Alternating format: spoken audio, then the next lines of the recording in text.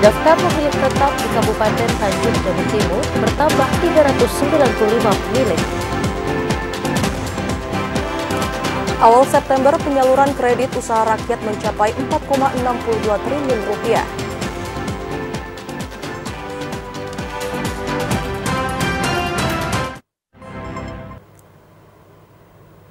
Assalamualaikum warahmatullahi wabarakatuh. Terima kasih Anda masih menyaksikan Jambi Hari Ini, edisi Minggu 22 September 2024. Ya, selain 3 topik utama tadi, tim redaksi kami juga telah menyiapkan sejumlah informasi penting dan menarik lainnya untuk Anda. Bersama saya Chandrika Divani. Dan saya Malika Hijriati, inilah Jambi Hari Ini selengkapnya.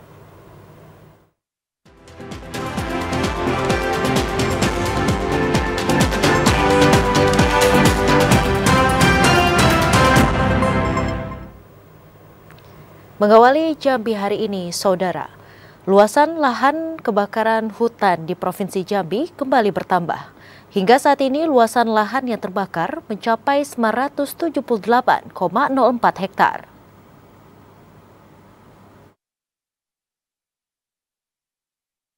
Luasan lahan karhutla di Provinsi Jambi kembali meluas.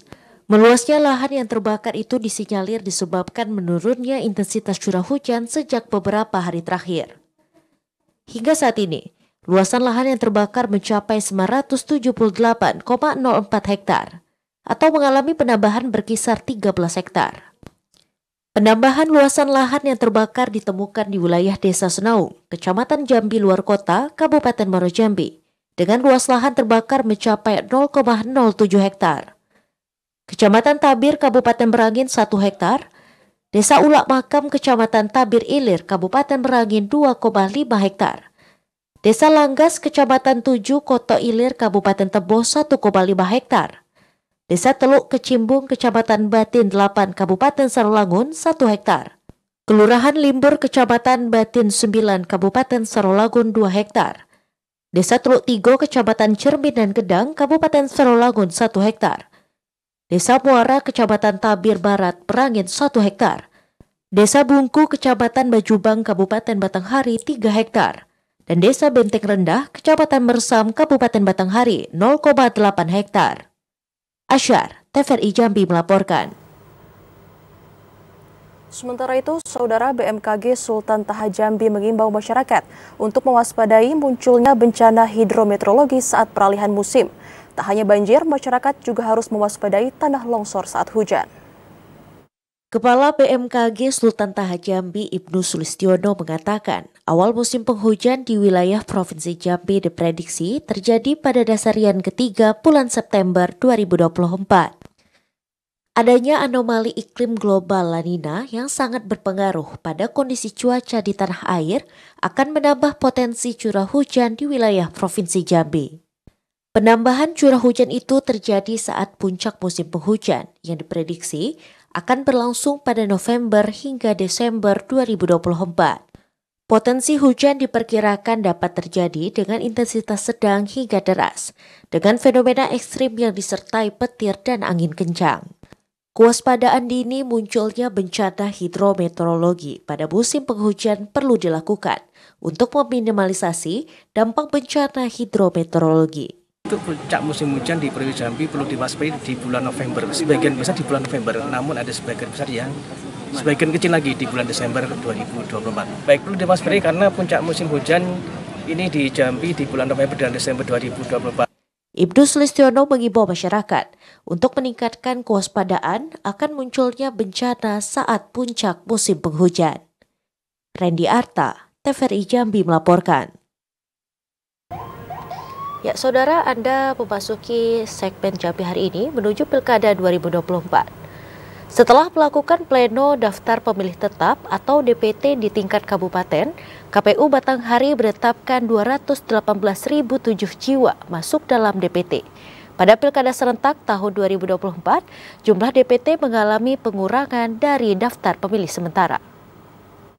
Setelah melalui berbagai tahapan pemuktahiran data pemilih, KPU Batanghari akhirnya menetapkan jumlah daftar pemilih tetap Pilkada serentak tahun 2024. Dari hasil pleno yang dilaksanakan, DPT di Kabupaten Batanghari mencapai 218.007 jiwa. Jumlah DPT itu mengalami perubahan jika dibandingkan dengan jumlah daftar pemilih sementara beberapa waktu yang lalu yang mencapai 218.419 pemilih. Komisioner KPU Batanghari Henry Handayani mengatakan perubahan daftar pemilih ini karena adanya temuan fakta di lapangan terhadap pemilih tidak memenuhi syarat. Mayoritas pemilih yang TMS tersebut yakni masyarakat yang pindah domisili. Kemarin kita KPU Kabupaten Batanghari telah melaksanakan pleno penetapan daftar pemilih tetap di tingkatan kabupaten, yang mana memang DPS kita sebelumnya berjumlah sebanyak 218.419 pemilih. Sementara DPT yang kita umumkan sebanyak 218.007. Henry menambahkan pihak penyelenggara akan melakukan tahapan selanjutnya, yakni mengumumkan hasil DPT ke 540 TPS yang ada di 8 kecamatan. Ade Juniawan, TVRI Jambi, melaporkan. Saudara, KPU Kabupaten Merangin telah menetapkan 279.863 pemilih masuk dalam daftar pemilih tetap pada Pilkada serentak tahun 2024. Angka itu bertambah 3.287 dibanding pemilu 2024 sebelumnya.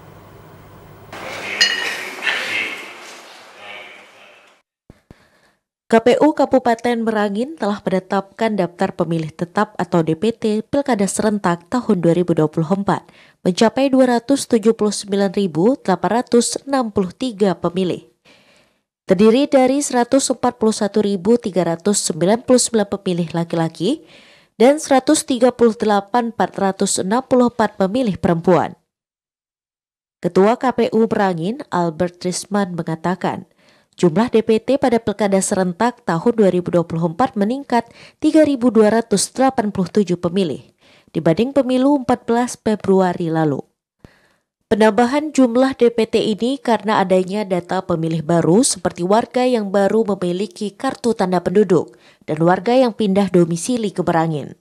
DPS memang ada penurunan itu sebanyak 535 setelah melakukan proses DPSAP di tingkat desa dan kecamatan. Nah, itu memang masih banyak ketemukan surat keterangan seperti yang TNS, yang TNI, Polri, kemudian kita temukan surat keterangan kematian yang sebelumnya belum kita temukan, sehingga kemudian kita langsung cross check teman-teman PPS ke pemilih, malah ditemukan memang masih banyak terdapat surat keterangan yang baru didapatkan. Selain menetapkan DPT, rapat pleno terbuka rekapitulasi dan penetapan DPT Kabupaten Merangin juga menetapkan 634 tempat pemungutan suara di 215 desa kelurahan dan 24 kecamatan. Jumlah TPS itu berkurang dari jumlah TPS pemilu 14 Februari lalu. Berkurangnya jumlah TPS itu karena terdapat regulasi terbaru yang mengatur satu TPS jumlah pemilihnya mencapai 500 orang. Sedangkan pemilu sebelumnya hanya 300 pemilih per TPS. Dari 634 TPS itu, satu diantaranya merupakan TPS kategori khusus yang terdapat di Lembaga Pemasyarakatan kelas 2B Bangko dengan jumlah 303 pemilih yang terdiri dari 301 pemilih laki-laki dan 2 orang pemilih perempuan. Ramadan Cerbita Kasa, TVRI Jambi melaporkan. Ya, sementara itu KPU Kota Jambi telah melakukan rekapitulasi daftar pemilih tetap atau DPT Pilkada serentak 2024. 457.351 masyarakat Kota Jambi masuk dalam DPT Pilkada serentak 2024. KPU Kota Jambi telah merampungkan rekapitulasi daftar pemilih tetap atau DPT Pilkada serentak tahun 2024. Hasil rekapitulasi itu menetapkan 457.351 masyarakat Kota Jambi masuk dalam DPT. Jumlah tersebut meningkat dibandingkan daftar pemilih tetap saat pemilu 14 Februari lalu, hanya 451.723. Ketua KPU Kota Jambi, Denny Rahmat, mengatakan tidak ada persoalan dalam rekapitulasi DPT Pilkada serentak tahun 2024. Penambahan jumlah DPT ini karena adanya data pemilih baru, seperti warga yang baru memiliki kartu tanda penduduk dan pindah domisili ke Kota Jambi. Kita sudah melakukan rekapitulasi untuk jumlah DPT Kota Jambi 457.351. Itu nanti sudah dipastikan itu Bang, nggak ada Itu bertambah lagi? sudah dipastikan tidak ada lagi permasalahan dan akan dijadikan sebagai dasar kita pengajuan logistik surat suara. Dini Rahmat menambahkan, jumlah DPT ini akan dijadikan sebagai acuan dalam pengajuan surat suara ke KPU Republik Indonesia. Joko, TVRI Jambi melaporkan.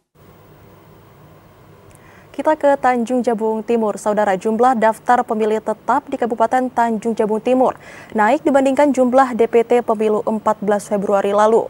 Kenaikan DPT Pilkada serentak mencapai 395 pemilih.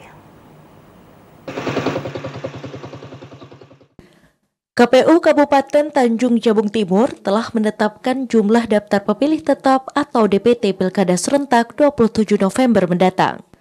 174.860 warga masuk ke dalam DPT. Jumlah tersebut naik jika dibandingkan jumlah DPT pada pemilu 14 Februari lalu, hanya 174.465 pemilih. Komisioner KPU Kabupaten Tanjung Jabung Timur, Juniatno mengatakan, jumlah DPT tersebut terdiri dari 88.927 pemilih laki-laki dan 85.933 pemilih perempuan. Penambahan DPT tersebut disebabkan adanya pemilih baru yang terdiri dari pemilih pemula dan warga yang pindah ke Kabupaten Tanjung Jabung Timur. Seluruh DPT tersebut akan tersebar di 507 TPS di 93 desa kelurahan dalam 11 kecamatan dan 1 TPS di Lapas Narkotika kelas 2B. Semua bersepakat dengan rekapitulasi yang kami bacakan tadi, dengan jumlah DPT kita itu sebanyak 174.860 pemilih. Dan bukan hanya DPT yang kita lakukan hari ini terkait dengan daftar pemilihan data, tapi masih banyak rentetan yang kami akan lakukan. Juniatno berharap penyelenggaraan Pilkada serentak tahun 2024 dapat berjalan aman, nyaman, dan lancar. Klifa Fatria, TVRI Jambi melaporkan. Ya, Saudara, KPU Kabupaten Bungo hari ini menetapkan pasangan calon bupati dan wakil bupati pada Pilkada serentak tahun 2024. Informasi selengkapnya akan disampaikan kontributor TVRI Jambi Mukriandi langsung dari Kabupaten Bungo. Ya, selamat sore Mukriandi. Ya, Mukriandi. Apakah mendengar saya? Ya. Mukriandi, bagaimana proses penetapan pasangan calon bupati dan wakil bupati yang dilaksanakan langsung oleh Komisi Pemilihan Umum Kabupaten Bungo, Mukriandi?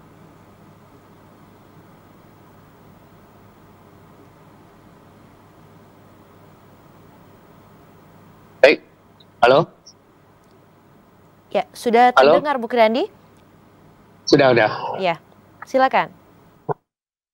Baik, dapat kami sampaikan pada hari ini Minggu tanggal 2 September 2024 di mana Komisi Pemilihan Umum Kabupaten Bungo telah menetapkan dua pasangan calon bupati dan wakil bupati Bungo untuk pemilihan kepala daerah pada tanggal 27 November tahun 2024 nanti, di mana pada penetapan bakal calon bupati dan wakil bupati ini dibagi dua sesi, di mana pada pukul 10 hingga sampai pukul 12 waktu Indonesia Barat, KPU Bungo melaksanakan penetapan rapat pleno secara tertutup yang diselenggarakan di Aula Gedung KPU Bungo. Kemudian sesi kedua dilakukan penyampaian salinan penetapan dua pasangan calon bupati dan wakil bupati Bungo pada pukul 14 waktu Indonesia Barat hingga pukul 15 hari ini, di mana kedua pasangan calon bupati dan wakil bupati Bungo ini sudah ditetapkan, bahkan para tim dari kedua paslon sudah mendengarkan salinan yang dibacakan oleh Ketua KPU Bungo, di mana kedua pasangan calon ini seperti pasangan calon dari Dedi Putra berpasangan dengan Tri Wahyu Hidayat sebagai wakil bupati.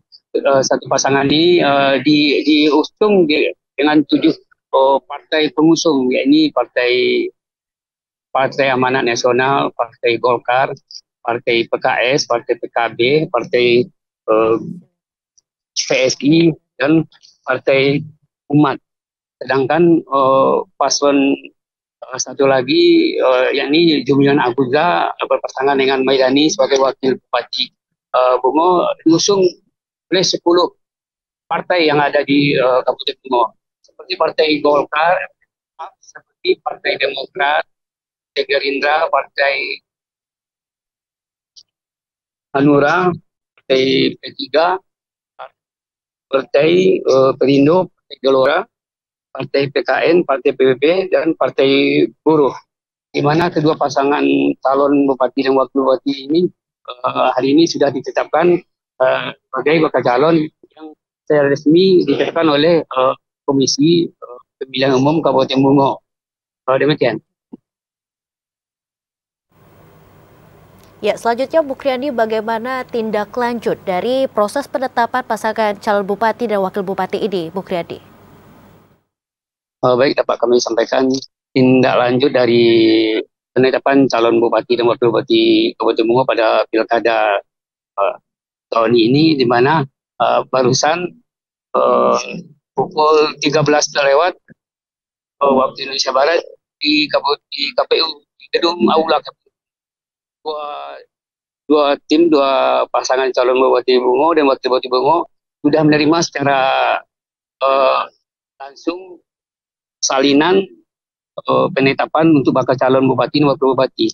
Untuk salinan pertama diterima pasangan dari bakal calon Jumion Aguza bersama wakil bupatinya Maidani yang terima langsung oleh tim pemenangan mereka. Yang kedua yang terima salinan penetapan oleh pasangan Didi Putra bersama pasangannya Tri Wahyu Hidayat. Penerimaan putusan tersebut, salinan tersebut disampaikan langsung kedua belah pihak, kedua dari tim pemenangan masing-masing. Kemudian KPU Bungo sendiri pada hari besok Senin tanggal 23 akan melakukan tahapan rapat pleno terbuka untuk pencabutan nomor urut bagi kedua pasangan calon bupati dan wakil bupati. Tersebut nanti akan dilakukan secara terbuka di gedung Aula Kabupaten Bungo pada pukul 10 hingga sampai selesai. Demikian. Baik, terima kasih Bu Kriandi atas laporan Anda terkait penetapan pasangan calon bupati dan wakil bupati langsung dari Kabupaten Bungo. Terima kasih dan selamat sore dan selamat bertugas kembali. Ya, saudara, masuk dalam pesta film di Kota Baru, Malaysia. 3 film Jambi menjadi daya tarik penonton di kancah internasional. Ya, saudara, tetaplah bersama Jambi hari ini karena kami akan kembali usai jeda pariwara.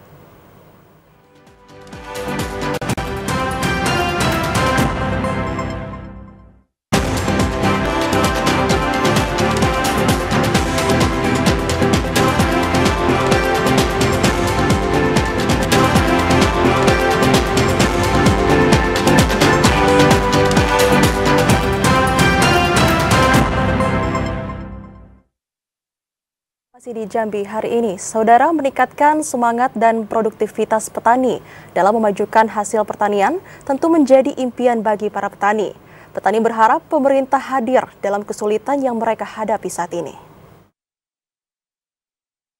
Seperti inilah kondisi tanaman padi milik para petani di Kabupaten Muaro Jambi.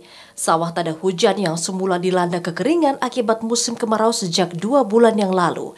Kini tanaman padi mulai kembali menghijau, bahkan sebagian padi telah berbuah.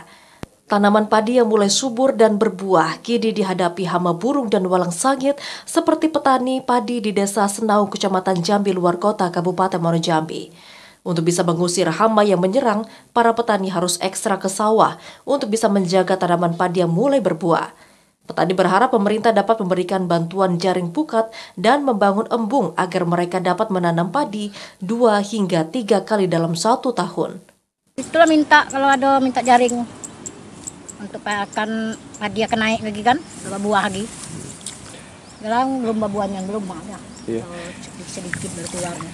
Nyai, kondisi padi saat ini subur atau gimana? Batang itu kayak subur lah sedikit. Semenjak ada turun kering tadi kan, daunnya kan gulung. Setahun 2 kali. 2 kalinya ya? Kadang 2 kali, kadang setahun sekali lah. Oh, udah pasti ya? Udah pasti. Kenapa, Nyai? Kondisi air. Itu dalam apa banjir kadang atau? Banjir, kadang tuh kering. Harapan yang sama juga disampaikan para petani jagung.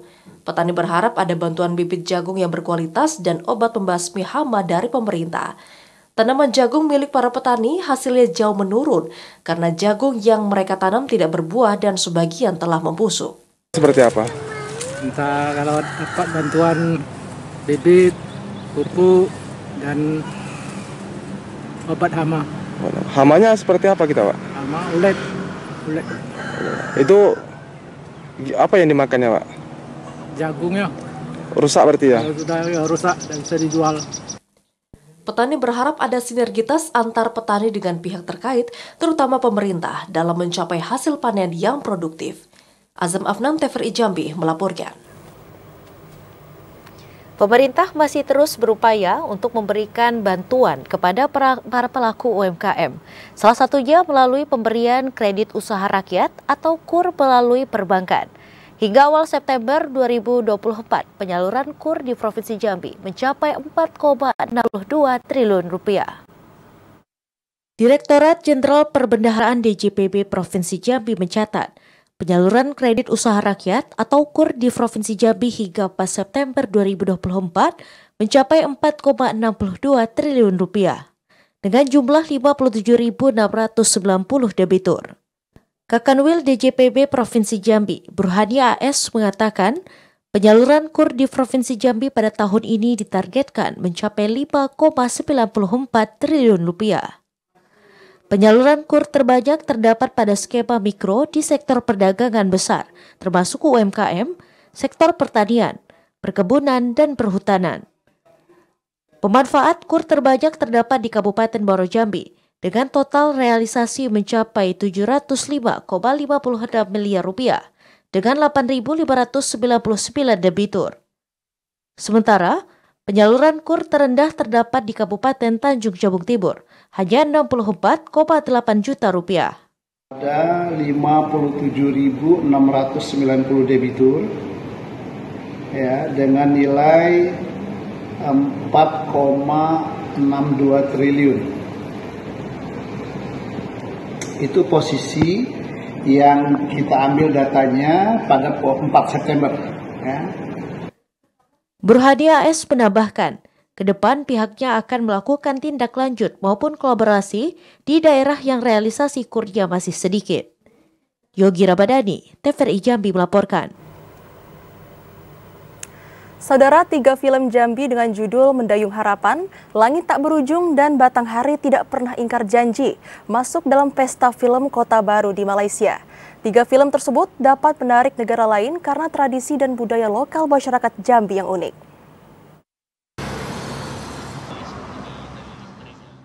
Provinsi Jambi berhasil menarik perhatian internasional melalui komunitas film Rumah Tumbuh yang berpartisipasi dalam Pesta Film Kota Baru Cinema Cinemo 2024 di Malaysia. Acara yang diselenggarakan oleh Dewan Persatuan Hokkien Kelantan sejak 13 hingga 16 September 2024 ini mengakui prestasi sinema lokal dengan menampilkan sesi spesial bertajuk Fokus Jambi. Pada sesi tersebut, komunitas film Rumah Tumbuh mempersembahkan 3 film unggulan, yakni Mendayung Harapan yang dirilis pada 2021, Batanghari Tak Pernah Ingkar Janji pada tahun 2020, dan Langit Tak Berujung 2023. 3 film tersebut diproduseri oleh anak Jambi, yakni Husni Turion dan disutradarai oleh Yusril Mahendra. Film-film ini membawa nuansa lokal Jambi ke panggung global. Husni Turion mengatakan, pada penyelenggaraan pemutaran film anak Jambi, banyak peserta yang antusias menyaksikannya. Tradisi dan budaya lokal masyarakat Jambi yang notabene-nya Melayu menjadi daya tarik penonton di kancah internasional. Jambi saat ini kita ada di festival film Kota Baru yang berada di Malaysia. Saya secara pribadi sangat senang sekali film-film lokal di Jambi bisa tampil di Malaysia, dan dari peserta-peserta lain tuh sangat antusias sekali untuk menonton film-film Jambi karena banyak hal-hal yang unik dan banyak hal-hal yang bisa diangkat ke kancah internasional. Selain pemutaran film di Malaysia, film Mendayung Harapan juga meraih penghargaan di Asia Pacific Youth Micro Movie Film Festival di Hong Kong tahun 2023. Yogi Rabadani, TVRI Jambi melaporkan. Ya, saudara, 360 siswa yang berasal dari 18 sekolah di Kota Jambi mengikuti kegiatan pramuka. Selain melatih mandiri, pramuka juga mengajarkan siswa untuk bertanggung jawab dalam menghadapi masa depan.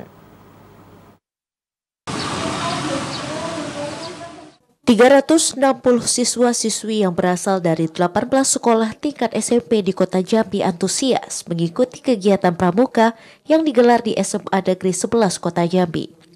Kegiatan pramuka yang mengusung tema menanamkan potensi semangat pramuka penggalang dalam membangun karakter yang kreatif diisi dengan berbagai lomba, seperti lomba LKBB tongkat, hasta karya, pioneering, hasta terampil, dan kaligrafi. Parade tongkat bertujuan untuk meningkatkan keterampilan, bertanggung jawab, dan mempererat kesatuan dan persatuan antar sesama penggalang sekota Jambi. Selain itu, kegiatan pramuka ini juga menguji ketangkasan dan mempersiapkan siswa-siswi agar siap dalam menghadapi masa depan. Jadi kami sebagai penyelenggara dari Siginjai 2 berharap untuk kedepannya peserta-peserta yang sudah mendaftar sekarang dan kembali mengikuti untuk Siginjai 3 dengan harapan untuk meningkatkan lagi kualitasnya. Kegiatan ini merupakan salah satu program kerja tahunan Ambalan Depati Parbo Putri Aini, gugus depan 10061, 10062, basis SMA Negeri 11 Kota Jambi, di mana kegiatan ini diikuti dengan 18 basis dari masing-masing sekolah. Sweet Herminta berharap peserta yang mengikuti kegiatan pramuka Siginjai 2 ini dapat mengikuti kegiatan pramuka yang lebih tinggi, yakni di tingkat kabupaten kota, bahkan tingkat nasional. Yogi Rabadani, TVRI Jambi melaporkan. Pengenalan lagu dan pakaian adat daerah penting dikenalkan kepada generasi penerus bangsa. Selain dapat membangkitkan rasa nasionalisme, pengenalan lagu dan pakaian adat juga dapat menumbuhkan kebinekaan sejak dini. Indonesia kaya akan budaya daerah. Budaya daerah termasuk di dalamnya tradisi merupakan kekayaan bangsa yang harus dilestarikan. Tradisi dan budaya tersebut berupa bahasa, kesusastraan, seni musik, lagu, tarian, rumah adat, kuliner, dan lain sebagainya. Tradisi dan budaya daerah itu tidak akan berarti bila tidak mampu menjadi identitas yang kuat bagi bangsa Indonesia. Tradisi dan budaya daerah perlu dilestarikan melalui berbagai cara. Salah satunya melalui pendidikan. Dengan pendidikan, generasi muda akan lebih dapat mengenal lagu dan pakaian adat daerah. Seperti yang dilakukan Kinderfield School Jambi. Dalam mengenalkan lagu dan pakaian adat daerah kepada peserta didiknya, Kinderfield School Jambi melakukan ide pembelajaran yang kreatif dan menyenangkan. Bagi sebagian besar anak, bernyanyi merupakan hal yang sangat menyenangkan. Oke, baik. Ya, jadi itu salah satu program dari sekolah kami juga, di mana kita menimbulkan semangat kebinekaragaman. Jadi kita ingin mengangkat segala bentuk perbedaan, baik itu dari budaya, terus juga ras, suku, dan segala macam. Jadi kita bentuk dalam suatu tema pada open house kali ini, yaitu Unity in Diversity. Mengenalkan pakaian adat dan lagu daerah kepada generasi penerus bangsa sama halnya dengan mengenalkan keberagaman adat dan budaya di Indonesia. Selain dapat membangkitkan rasa nasionalisme, pengenalan lagu dan pakaian adat juga dapat menumbuhkan kebinekaan sejak dini. Joko, TVRI Jambi melaporkan. Meski mendekam dan menjalani masa tahanan, namun tidak menurunkan niat warga binaan Lapas Kelas 2 Jambi untuk menyalurkan kreativitas dalam pembuatan batik khas Jambi. Selain menyalurkan kreativitas, pelatihan itu diharapkan dapat menjadi bekal warga binaan setelah menjalani masa hukuman. Puluhan warga binaan di Lembaga Pemasyarakatan Kelas 2A Jambi mengikuti pelatihan membatik yang diselenggarakan oleh petugas lapas. Kegiatan seni membatik ini bertujuan untuk memberikan bekal kepada warga binaan usai menjalani masa hukuman. Pelatihan seni membatik ini dibimbing langsung oleh petugas lapas dan mentor yang dihadirkan langsung oleh petugas lapas. Beberapa pembelajaran diberikan pada kegiatan ini, seperti cara membatik tulis, batik cetak, pengecapan, pencelupan, mewarnai kain batik hingga proses penjemuran. Kasubsi Sarana Kerja Lapas Kelas 2A Jambi, David mengatakan, pelatihan ini diharapkan menjadi bekal warga binaan saat kembali ke masyarakat. Meski awalnya mendapatkan kesulitan, namun seiring waktu para warga binaan kini telah bisa membatik. Untuk memberikan ilmu atau bekal ketika para warga binaan, mereka sudah bebas, mereka bisa membuka usaha atau bekerja sesuai dengan keahlian dari kegiatan yang diberikan di dalam lapas. Ilmu yang diberikan selama pelatihan diharapkan dapat dimanfaatkan oleh warga binaan agar dapat membuka usaha dan lapangan kerja usai menjalani masa hukuman. Asyar, TVRI Jambi melaporkan. Dinas Pendidikan dan Kebudayaan Kabupaten Muaro Jambi menyalurkan bantuan pendidikan kepada siswa suku anak dalam. Informasi selengkapnya akan kami hadirkan usai jeda sesaat lagi.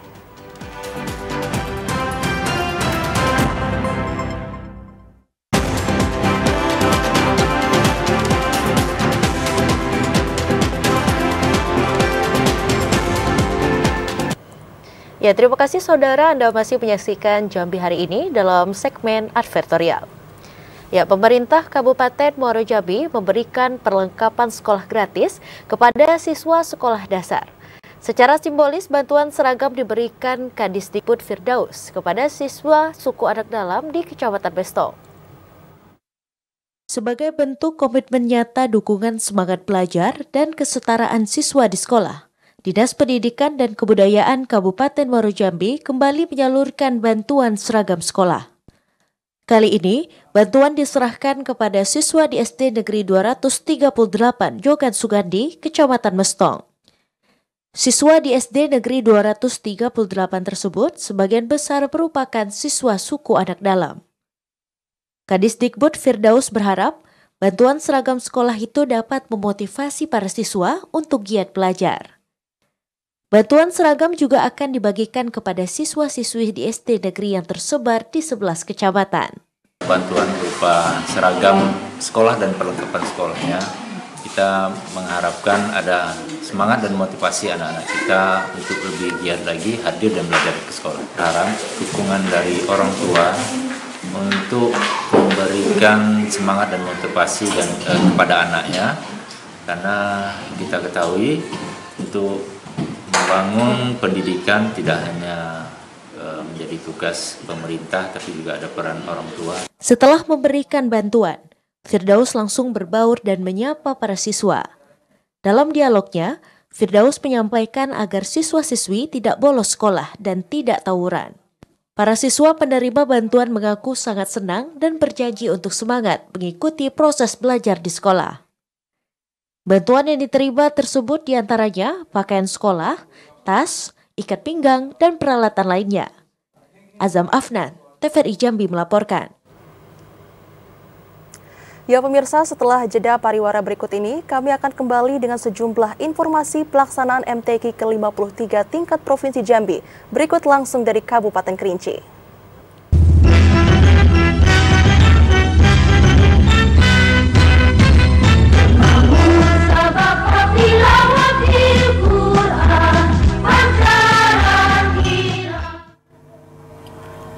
Assalamualaikum warahmatullahi wabarakatuh. Menyaksikan jurnal MTQ edisi Minggu 22 September 2024 yang disiarkan langsung di Studio Mini TVRI Jambi di Kabupaten Kerinci. Mengawali informasi jurnal MTQ pada sore hari ini saudara, cabang lomba 500 hadis tanpa sanad berlangsung khidmat. Para peserta baik putra maupun putri tampil menunjukkan kemampuannya dalam menghafal hadis. Salah satu cabang lomba pada Musabaqah Tilawatil Quran MTQ ke-53 tingkat Provinsi Jambi di Kabupaten Kerinci, yakni hafalan 500 hadis tanpa sanad. Pada cabang lomba ini diikuti 16 orang peserta dari kabupaten kota seprovinsi Jambi. Cabang lomba yang dilaksanakan di Masjid Akbar Hyang, Kecamatan Sitinjau Laut, berlangsung khidmat. Para peserta dengan penuh konsentrasi menyampaikan hafalan di depan majelis hakim. Penampilan kori-koriah dalam menyampaikan hafalan yang luar biasa memukau penonton. Setiap peserta menunjukkan kemampuan penguasaan teks hadis, tidak hanya kecakapan dalam hafalan, namun juga pemahaman mendalam terhadap isi hadis tersebut. Untuk yang 500 hadis, peserta wajib menghafal mulai ar-rawil a'la, sahabat yang merawikan hadis, sampai kepada akhir matan hadis Nabi sallallahu alaihi wa ala alihi wa sahbihi wa sallam tasliman katsira. Dan untuk tahun ini, lomba ini dilengkapkan dengan lomba syarhul hadis, di mana peserta dituntut untuk mampu menerjemahkan kosakata hadis. Demikian juga mereka wajib mampu menerjemahkan hadis tersebut dan mampu mensyarahkannya. Untuk penilaian pada cabang lomba ini dilakukan secara ketat dengan kriteria penilaian meliputi kefasihan dan kebenaran makna hadis. Ilwan, TVRI Jambi melaporkan.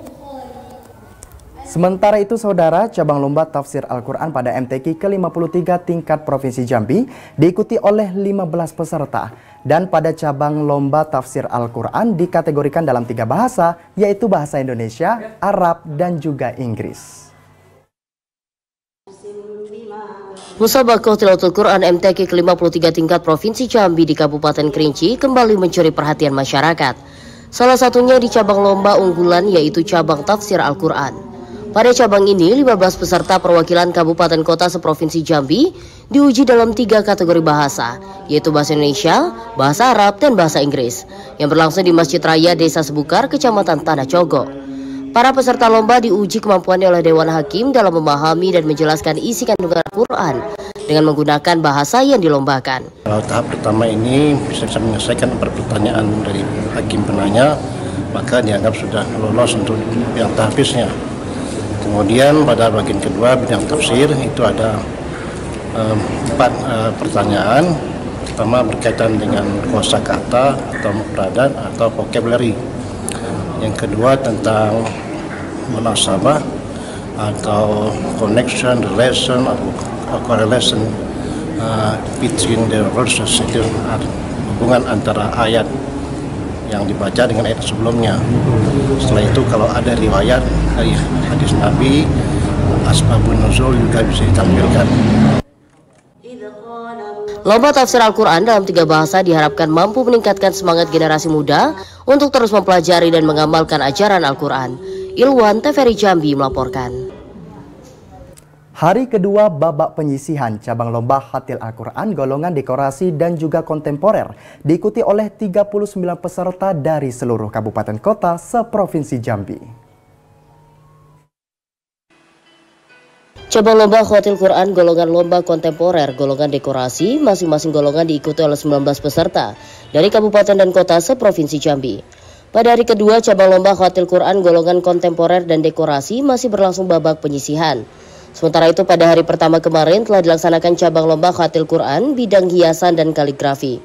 Ketua Dewan Majelis Hakim cabang lomba Khatil Quran, Baldi Khalik mengatakan, sistem penilaian cabang lomba Khatil Quran untuk setiap golongan yaitu menilai dari segi keindahan lukisan dan keindahan seni dalam membuat lukisan ayat-ayat suci Al-Quran. Jadi kaligrafi ada 4 cabang yang dilombakan. Yang pertama hiasan naskah, yang kedua hiasan mushaf, yang ketiga ada dekorasi, yang keempat kontemporer. Nah, masing-masing cabang ini semuanya dalam penilaian sama. Kalau untuk peraturan penilaian, pertama keindahan kaligrafinya, yang kedua keindahan seninya. Seni artinya ada warna, ada ornamen, dan lain sebagainya. Itu kalau khusus untuk penilaian. Baldi Khalik juga menyampaikan, untuk peraturan perlombaan mengacu pada aturan MTQ nasional dan telah disepakati oleh seluruh Dewan Majelis Hakim, panitra, serta para peserta. Fahlan, TVRI Jambi melaporkan. Hari kedua babak penyisihan pada cabang lomba tilawah golongan remaja diikuti oleh 15 orang peserta.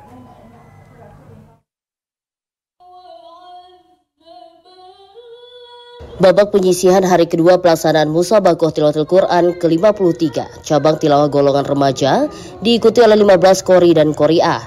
Seorang peserta Musdalifah kafilah dari Kabupaten Tanjung Jabung Barat mengatakan, meski pelaksanaan MTQ dimajukan dari jadwal yang telah ditetapkan, namun persiapan telah matang.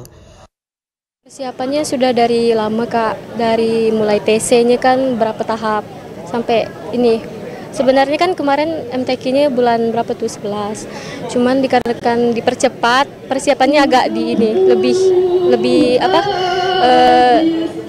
didalami lagi. Ketua Dewan Hakim MTQ Cabang Tilawah Nur Hayati menyampaikan, setiap peserta baik qori maupun qoriah diberikan waktu tampil maksimal 8 sampai dengan 9 menit setelah tanda dibunyikan. Nur Hayati berharap pada pelaksanaan MTQ ke-53 tahun 2024 ini bisa muncul qori dan qoriah terbaik yang akan dikirim ke MTQ tingkat nasional. Nah ini jadi kita mengharapkan semuanya kafilah-kafilah atau terutama peserta tilawah golongan remaja dewasa ini untuk mempersiapkan dirinya dan menampilkan yang terbaik tentunya, karena kita lihat penampilan dari qori-qoriah ini mulai dari hari pertama sampai hari ini baik remaja maupun dewasa itu kualitasnya luar biasa. Ya, kualitasnya bersaing ketat itu baik di remaja maupun dewasa. Nah ini kita harapkan nantinya mendapatkan qori-qoriah yang betul-betul berkualitas yang akan nantinya dikirim ke tingkat MTQ nasional tentunya.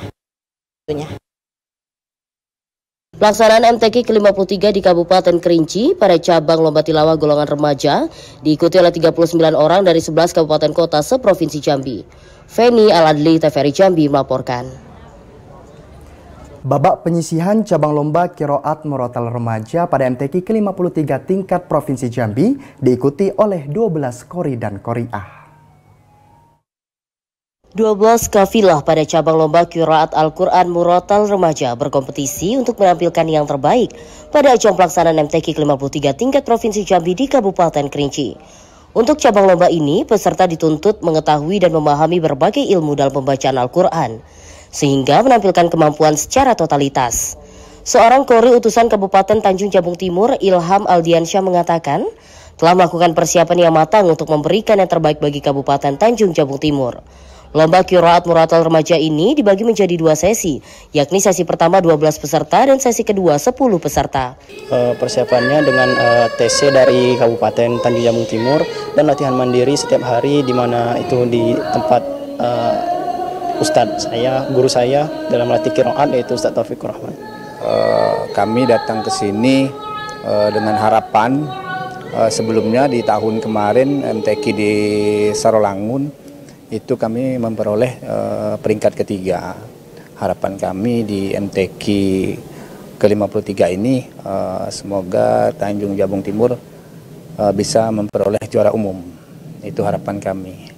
Sementara itu, Ketua Dewan Hakim mengatakan penilaian pada cabang lomba Qiraat Murattal ini adalah irama dan suara tajwid, serta fasahah atau kejelasan dalam pengucapan.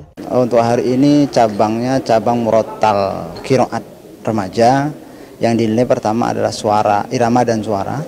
Yang kedua tentunya kalau qiraat kaidah tajwid dan kaidah usuliyah. Dan kemudian yang ketiga fasohah dan farsul huruf. Jadi 3 komponen itu meliputi struktur-struktur atau ketentuan dalam kaidah qiraat yang sesuai dengan makro yang sudah disampaikan. Taufikur Rahman juga menyampaikan untuk MTQ tahun 2024 terdapat perbedaan dalam penilaian. Ini merujuk pada MTQ nasional di Kalimantan Timur, yakni penilaian kaidah dan tajwid digabung. Feni Al-Adli, TVRI Jambi melaporkan. 22 orang kafilah MTQ ke-53 tingkat Provinsi Jambi di Kabupaten Kerinci memberikan penampilan terbaiknya pada cabang lomba Qiraat Mujawad dan Murattal. 22 orang qori-qoriah dari 11 kabupaten dan kota seprovinsi Jambi tampil optimal di cabang lomba Qiraat Mujawad dan Murattal pada ajang Musabaqah Tilawatil Quran ke-53 tingkat Provinsi Jambi. Para qori-qoriah menunjukkan kemampuan terbaik mereka dalam melantunkan ayat-ayat suci Al-Quran dengan teknik vokal dan penghayatan yang mendalam. Para peserta melantunkan ayat suci Al-Quran dengan penuh penjiwaan dalam penghayatan isi kandungan ayat Al-Quran. Sementara dalam Murattal bacaan Al-Quran dibawakan dengan tartil, nada yang lebih ringan dan fokus kepada ketepatan tajwid. Para peserta mengaku mereka sudah mempersiapkan diri secara maksimal sejak dari tingkat kabupaten dan kota, sebelum menghadapi perlombaan MTQ ke-53 tingkat Provinsi Jambi di Kabupaten Kerinci. Ilwan, TVRI Jambi melaporkan. Cabang lomba tahfiz Al-Quran pada MTQ ke-53 tingkat Provinsi Jambi diikuti oleh 24 orang peserta dari kabupaten kota seprovinsi Jambi. Pelaksanaan lomba cabang tahfiz Quran 1 juz dan tilawatil Quran pada babak penyisihan hari pertama kemarin diikuti oleh 24 peserta berasal dari kabupaten dan kota seprovinsi Jambi. Lomba ini dilaksanakan di Masjid Al-Ukhwah, Desa Koto Salak, Kecamatan Tanah Cogo. Sementara untuk penilaian lomba tahfiz 1 juz dan tilawah yaitu tajwid, mahroj huruf, irama, lantunan ayat suci, serta hafalan. Para peserta diberi kesempatan 3 kali untuk mengulangi bacaan ayat suci Al-Quran jika masih belum lancar dalam membaca ayat suci yang telah ditetapkan oleh Dewan Hakim. Fahlan, TVRI Jambi melaporkan. Perumda Tirta Sakti Kerinci memastikan pada MTQ ke-53 tingkat Provinsi Jambi di Kabupaten Kerinci untuk ketersediaan air aman dan tercukupi.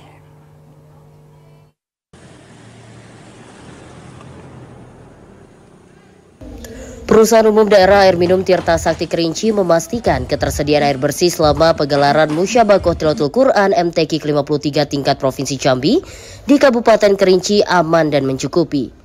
Direktur Utama Perumda Air Minum Tirta Sakti Kerinci Andi Triputra mengatakan pihaknya telah mempersiapkan segala kebutuhan yang terkait dengan pasokan air selama kegiatan MTQ ke-53 tingkat provinsi berlangsung. Pihaknya juga melakukan langkah antisipatif jika terjadi kekurangan pasokan air, yakni dengan menyiagakan 5 unit mobil tangki air bersih yang akan menyuplai air baik di lokasi acara maupun di tempat pemondokan kafilah. Ya, ini sumber air kita dari talang. Insya Allah ini lancar dan sampai saat ini tidak ada gangguan sama sekali. Sudah kami cek ke lapangan, ternyata airnya lancar semua dan mudah-mudahan sampai hari hanya besok airnya tetap. Mungkin kalau ada kendala Pak, ada alat mobil yang kita siagakan Pak? Ada, Pak.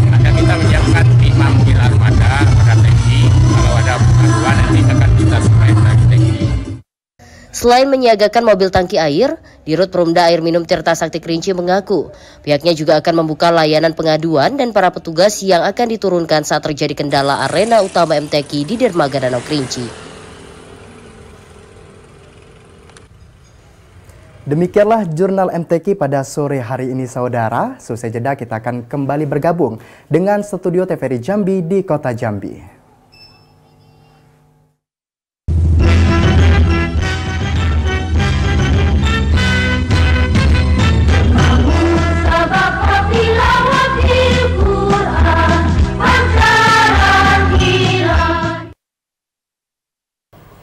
Demikian Jambi hari ini, saudara. Terima kasih atas perhatian dan kebersamaan Anda.